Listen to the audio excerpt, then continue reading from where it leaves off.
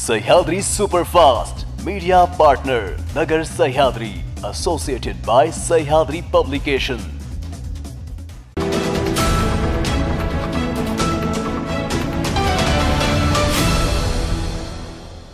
नमस्कार, मी अबोली न्यूज 24 सह्याद्रीमध्ये तुमचं स्वागत। पाहूया देश विदेशासह महत्त्वपूर्ण बातम्यांचा आढावा सह्याद्री सुपरफास्टमध्ये।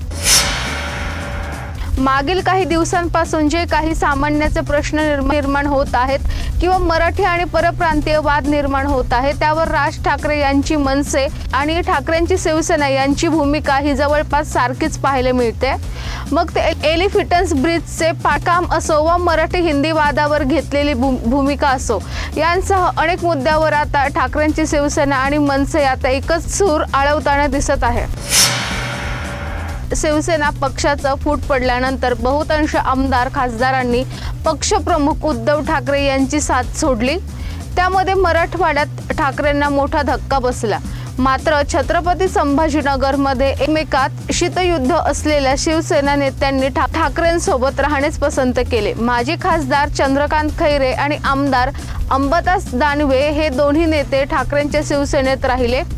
मात्र एकत्र असले तरी त्यांच्यातील मतभेद समोर येत आहेत। संभाजीनगरमधील एका कार्यक्रमाला चंद्रकांत खैरे यांना निमंत्रण न दिल्याने त्यांनी संताप व्यक्त करत अंबादास काड्या करतो त्याची तक्रार मातोश्रीवर करणार असल्याचे म्हटले होते।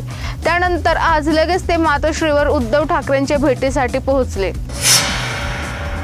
राज्याच्या मंत्रिमंडळ बैठकीत आज महत्त्वाचे 7 निर्णय घेण्यात आले असून मुख्यमंत्री देवेंद्र फडणवीस यांच्या प्रमुख उपस्थितीत आज मंत्रिमंडळाची बैठक संपन्न झाली। त्यामध्ये गृह, महसूल, नगरविकास आणि विधी व न्याय विभागाच्या अनुषंगाने महत्त्वाचे निर्णय घेण्यात आले। उपमुख्यमंत्री एकनाथ शिंदे यांच्याकडे असलेल्या नगरविकास विभागातील नगर परिषदा, नगरपंचायती, औद्योगिक नगरीच्या नगराध्यक्षांना बहुमताने हटवण्याच्या तरतुदीस मान्यता देण्यात आली। बाबासाहेब नागे यांची हत्या केल्यानंतर आरोपी नारायण फपाळ कोयत्यासह आरोपी ठाण्यात स्वतः हजर झाला। आरोपीने पोलिसांना हत्याबाबत कबुली दिली। हत्येचे कारण अद्याप स्पष्ट नसून त्या घटनेचा तपास माजलगाव पोलीस करत आहेत। दरम्यान बीड जिल्ह्यात महिन्याभरात ही तिसरी हत्या आहे। आधी शिरसाळ्यानंतर अंबेजोगाई आणि आता माजलगाव झालेल्या हत्येमुळे बीड जिल्ह्यात एकच खळबळ उडाली आहे। तर जिल्ह्यातील कायदा सुव्यवस्थेचा प्रश्न पुन्हा ऐरणीवर आलाय। पोलीस प्रशासन बीड जिल्ह्यातील कायदा आणि सुव्यवस्था अबाधित राखण्यासाठी काय उपाययोजना राबवणार हे पाहणे आता महत्त्वाचे ठरणार आहे। मंत्रिमंडळाच्या बैठकीत महसूल विभागाचा महत्त्वाचा निर्णय घेण्यात आला। शेतकऱ्यांच्या भूसंपादनाचा मोबदला देण्यासंदर्भातल्या नियमात बदल करण्यात आला। या निर्णयानुसार भूसंपादनाच्या मोबदल्यावरील व्याजाची रक्कम सरकारने केली कमी। शेतकऱ्यांना आता 15% ऐवजी 9%नेच व्याज दराचा मोबदला मिळणार आहे। सह्याद्री सुपरफास्ट मध्ये घेऊ एक छोटीशी विश्रांती। रोखोक पत्रकारिता, निर्भीड बाणा आणि कणखर भूमिका, महाराष्ट्राचा सखा, सत्याचा पाठीराखा, शब्दांचं सामर्थ्य, विश्वसनीयतेची उंची, न्यूज 24 सह्याद्री।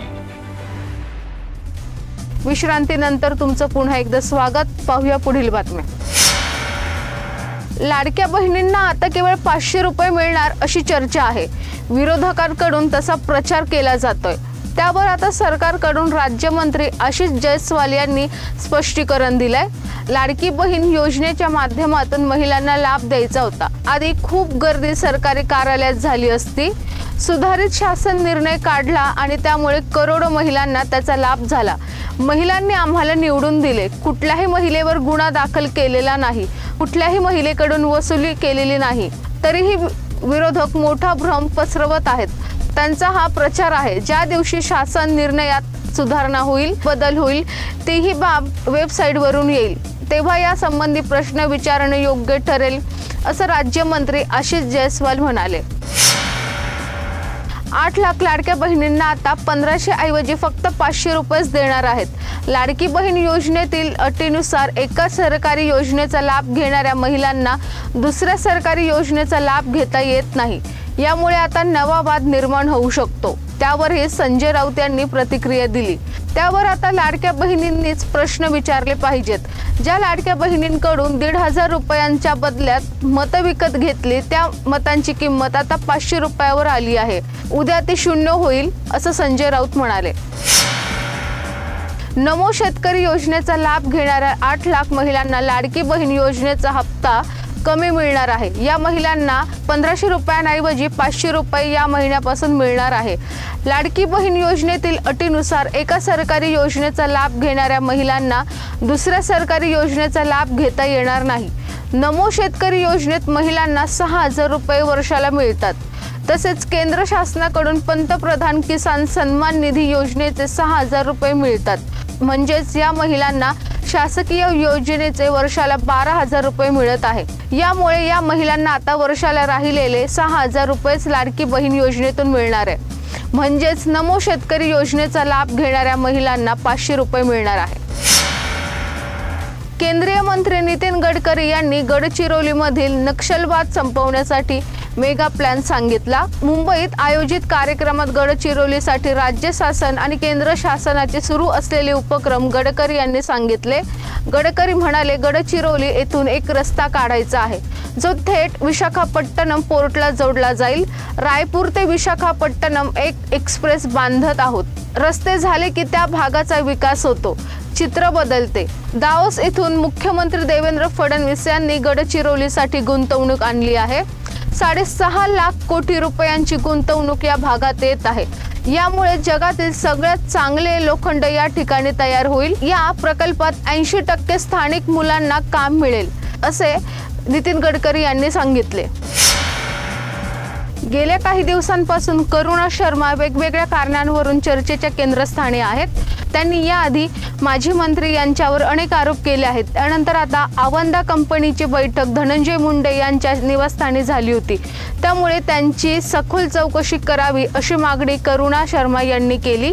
तसेच धनंजय मुंडे यांच्याकडे एकूण 11 मोबाईल क्रमांक आहेत। या मोबाईल क्रमांकाच्या CDR तपासला तर संपूर्ण कच्च्या चिठ्ठ्या समोर येईल असा गौप्यस्फोट करुणा शर्मा यांनी केलाय। शर्मा यांच्या खळबळजनक दाव्यानंतर आता वेगवेगळ्या चर्चांना उधाण आलंय। सह्याद्री सुपरफास्ट मध्ये आपण इथेच थांबतोय। तुम्ही पाहत रहा न्यूज 24 सह्याद्री।